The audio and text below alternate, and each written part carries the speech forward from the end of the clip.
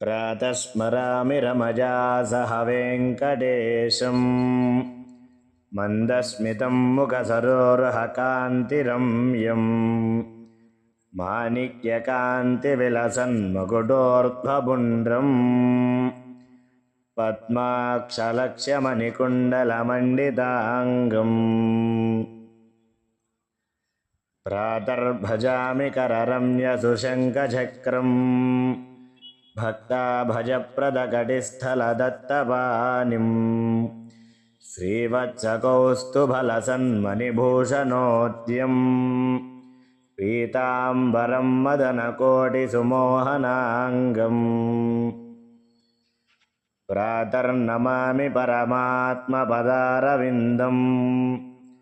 आनन्दसान्द्रनिलयं मणिनूपुराढ्यम् एतत्समस्तजगतामिति दर्शयन्तं वैकुण्ठमत्र भजतां करपल्लवेन श्लोकत्रयस्य पठनं दिनपूर्वकाले दुःस्वप्नदुःस्यगुणदुर्भयपापशान्त्यै नित्यं करोति मतिमान् परमात्मरूपम् श्रीवेङ्कटेशनिलयं व्रजति स्म योऽसौ।